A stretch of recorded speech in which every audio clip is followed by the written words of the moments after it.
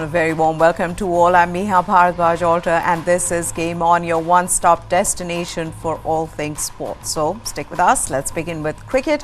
Following their 28-run loss to England in the first Test match in Hyderabad and the double blow that followed in injuries to Ravindra Jadeja and KL Rahul, suddenly Team India does not look as formidable at home. Heading into the second test in Visakhapatnam this week, Rohit Sharma's team has serious issues to contend with, namely how to cope with Bazball without their two leading run-getters from the last match. Jadeja and Rahul scored 87 and 86 respectively during India's first innings, and the former chipped in with 5 wickets as well.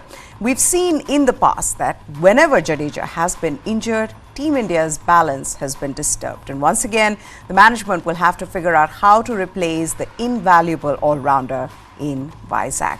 One option is to make a direct replacement with Kuldeep Yadav, the left-arm wrist spinner who has routinely struggled to make India's 11 when Jadeja, Ravichandran Ashwin and Akshar Patel have played, because of what Kuldeep offers with his variety and experience and the expected slow nature of the surface for the second match.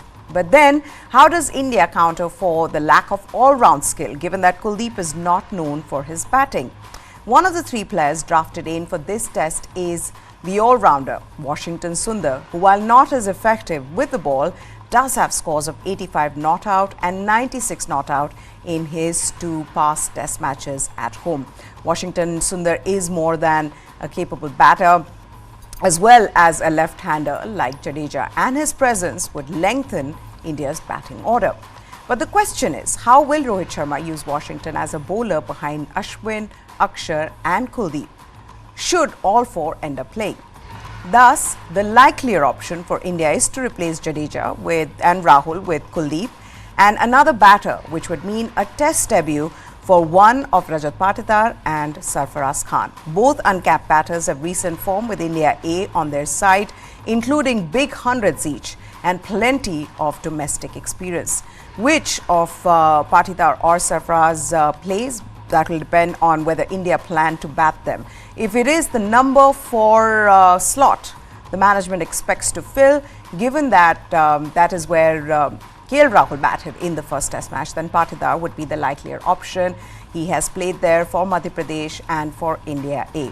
However, if India promotes Shreyas Iyer to 4, then the vacancy would be at number 5, which is where Sarfaraz Khan has primarily batted while stacking up a mountain of runs for Mumbai, and where he is batted for India A.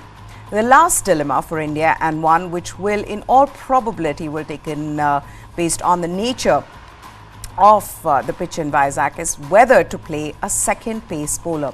On the basis of his performance in Hyderabad, where he bowled just 11 overs in the whole match, Mohammad Siraj is the weak link in India's lineup. Furthermore, if the Vizag track is expected to be slow and offer more assistance to the spinners, do India even need a second pacer? If one were to look back to last year's Border Gavaskar Trophy, Siraj was only called on to bowl 1 over across 3 of Australia's second innings, which strongly indicates that India will not use a second pacer if they expect a similar surface in the next match. In this scenario, the team management could look to add more batting depth and play Kuldeep, Washington and one of Patidar or Sarfaraz. In short, once again, with Jadeja ruled out, India will have trouble balancing their side. With this loss, though, that India suffered against England in the first test, they've slipped 3 spots to the 5th place in the World Test Championship points table.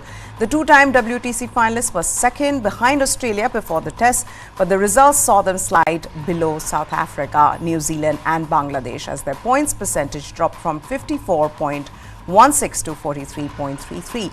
India were briefly table toppers too, when they had beaten South Africa inside 2 days in Cape Town earlier this month to draw the series 1-all. But their stay at the top was cut short when Australia completed their series win against Pakistan 2 days later to claim the top spot. India have so far won 2 and drawn 1 of their 5 tests in this 2023-25 WTC cycle, while losing 1 each to South Africa and England.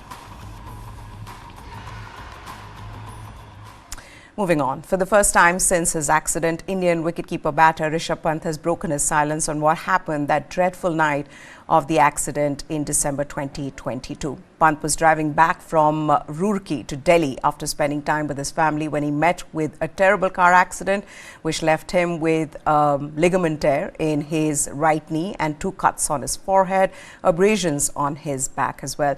The 26-year-old has remained out of competitive cricket since then.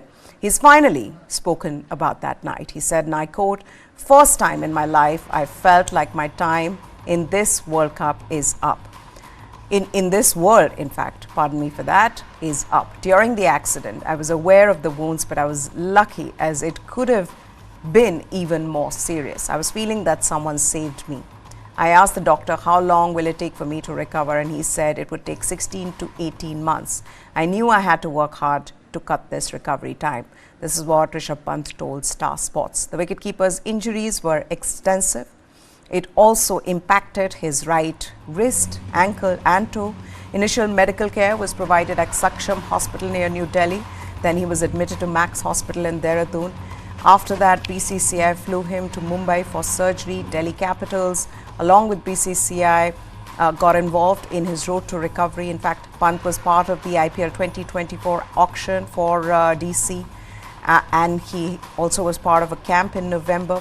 So his anticipated return to the pitch is generating quite the buzz, especially with the upcoming T20 World Cup, and we're hoping and wishing that he gets well and he gets back to playing cricket. A Pakistan court has sentenced former Prime Minister Imran Khan to 10 years in jail. The former captain of the Pakistan national team, World Cup winning captain, Imran has been found guilty of violating the nation's Official Secrets Act for making a diplomatic cable public when he was the Prime Minister of Pakistan.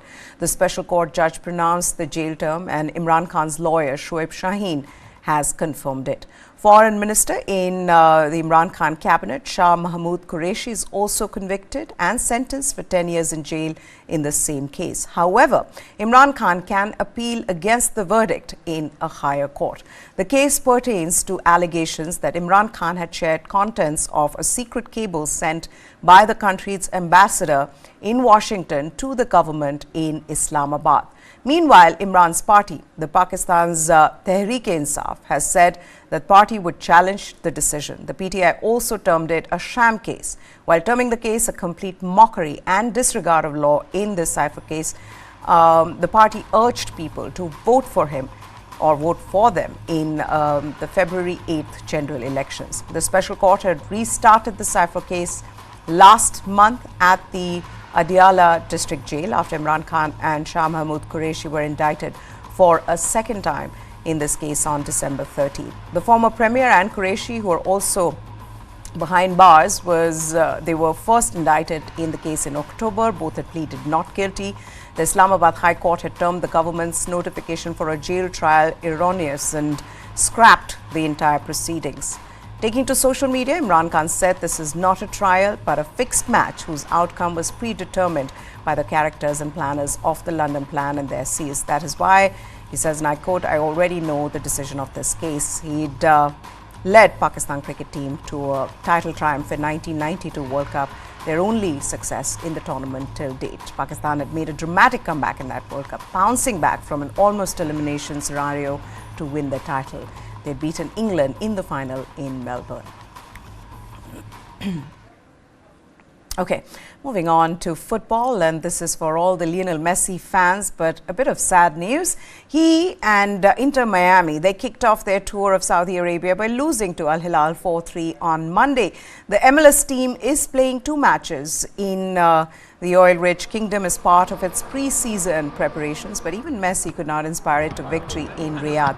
While Messi got on the score sheet with a second-half penalty, Malcolm came up with a decisive goal to win the match in the 88th. Former Newcastle and Fulham striker Alexander Mitrovic put Al Hilal ahead in the 10th minute, and Abdullah Al Hamdan doubled the lead 3 minutes later. Another of Miami's super signings, Luis Suarez, pulled one back, but Al Hilal's 2-goal advantage was restored in the 44th by Michael. Messi's moment came in the 54th minute, and a minute later, David Ruiz, he evened the score. Just when Miami looked to have drawn, Malcolm came up with a winner. Al Hilal had been strongly linked with a move for Messi when he left Paris Saint-Germain and became the most sought-after free agent in the sport last year. He ultimately opted for a move to the United States to join David Beckham's Miami and quickly led the team to its first trophy, the League's Cup. He and Miami will be hoping for even more success in his first full season, and the preparations include an extensive tour with stops in Saudi Arabia, Hong Kong and Japan. A potential showdown with Cristiano Ronaldo's Al Nassr on Thursday is the most anticipated match on this tour. Okay, animal lovers in Mexico were on streets last week to protest against a Supreme Court order which revoked the ban on bullfighting in the country. A lower court in Mexico had suspended the sport in June 2022 on the grounds of atrocity on the animals.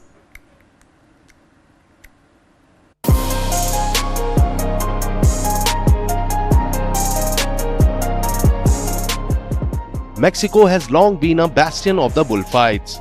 The bloody scenes in bull rings had come to a halt after June 2022. A court ruling had indefinitely suspended the centuries-old practice in Mexico City. The court had pronounced the verdict on a lawsuit filed by animal rights activist groups. Action resumed again last month as the Supreme Court in Mexico revoked the decision to suspend bullfights.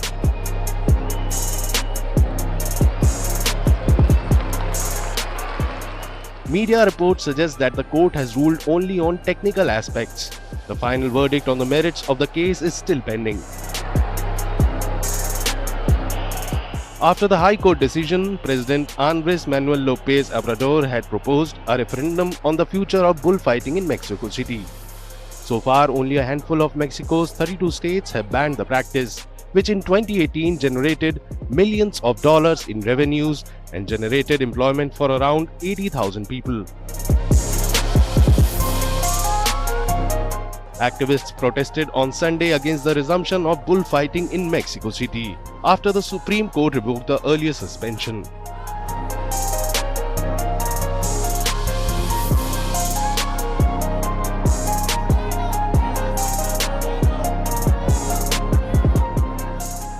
Hours before the event was to start, dozens of people gathered in the central Glorieta de Insurgents roundabout before heading to the city's Plaza de Toros bull ring, which is the largest in the world with a seating capacity of 50,000.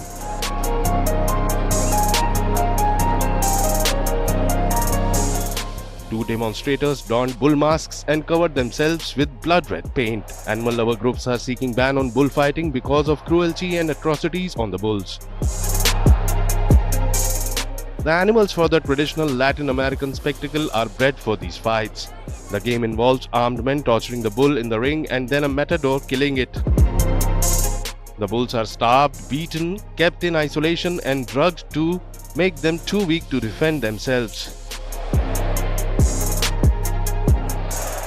Bullfighting is illegal in most countries, but remains legal in most areas of Spain, Portugal, as well as in some Hispanic American nations and some parts of southern France.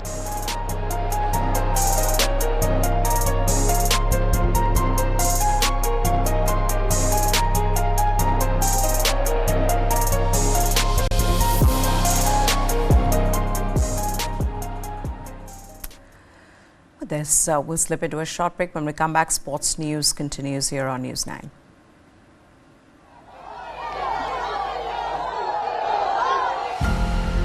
हमारी नारी शक्ति को सशक्त करने से ही देश सशक्त होने वाला है।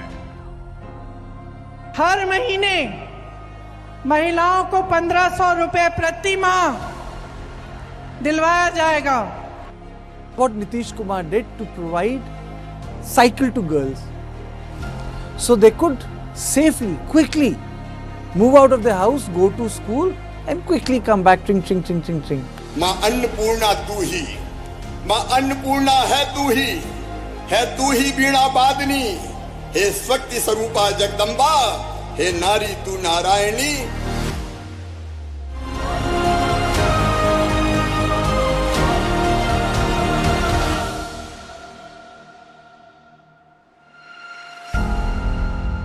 News is now content. Just stream it. Download the world's first news OTT. News9 Plus, ahead of the curve.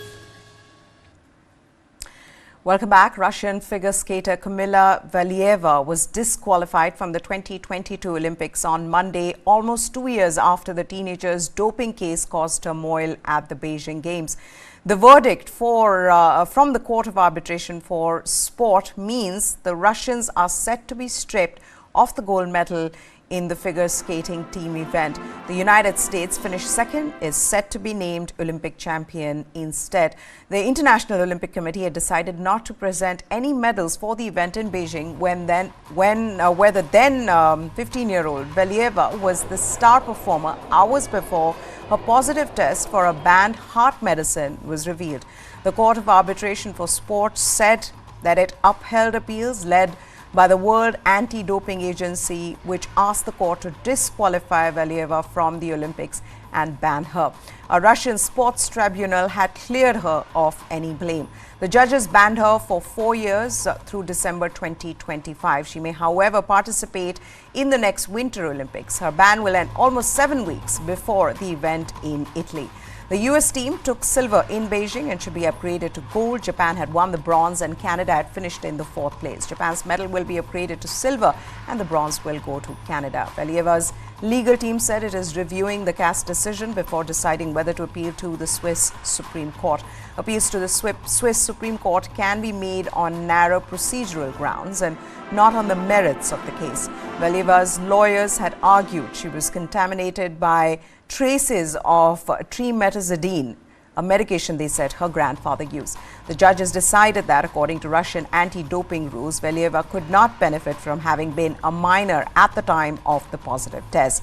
Valieva continued to skate at the Olympics after rulings by the Russian tribunal, and a separate CAS panel did not hold her responsible as a minor. Since the Olympics, she has skated on an expanded Russian national competition circuit and in various TV events and ice shows. She is no longer the near-beatable skater she appeared to be before the Beijing Olympics and has twice been beaten at the Russian nationals by younger skaters from the same training group under Tudburidze. Well, first of all, I think for WADA and for clean sport, it means that after following due process, a fair result to all athletes has been rendered by the Court of Arbitration for Sport. So it means that sometimes, even if the process might be a bit tortuous, the end result has been and is to the satisfaction of the clean athletes. It's been a long case, and we acknowledge the fact that it took a long time to get resolved. But we had to appeal this case from a decision initially who basically cleared the athletes of any fault. And we felt it was unfair to the other athletes who were partaking in this competition. And CAS has agreed with our position, which we are pleased with. We always try to move as fast as we can. We actually have pushed for this to move in the fastest possible way. But we cannot cut corners, because in the end, if this is done, you get a case, a decision that is potentially open to appeals, and then the result will be even worse. So we completely understand the frustration of those who have been waiting for that for a long time. I'm hoping that today their frustration is a bit calmed by the final outcome. We are happy that now things can move on. It's going to be for the International Federation and the International Olympic Committee to readjust classification and decide on the medal awarding and so on. And all this is very important to the other athletes. And in that sense, I'm very pleased with the outcome. I'm pleased that the results were all disqualified, so that this justice can be rendered, and those athletes who deserve it can have their minutes of glory. With that, we slip into a break. Up next, there's more news from the world of politics, business, right here on News9, so stay with us.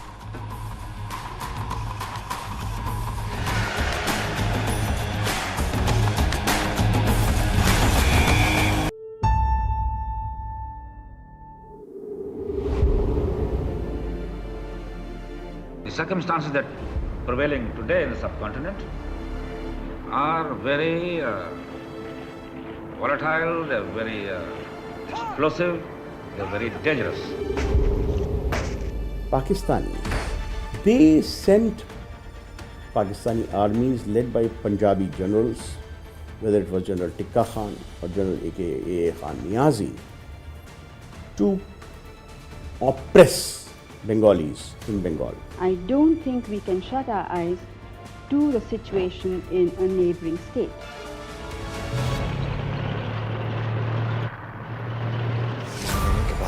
Situation काफी improve हुई है. There was this whole exploitation of East Pakistan, people of East Pakistan, rather Bengalis of East Pakistan, by West Pakistan. There was an economic exploitation, there was a racial discrimination, there was a cultural subjugation. So it continued for 24 years before things came to a head in 1971.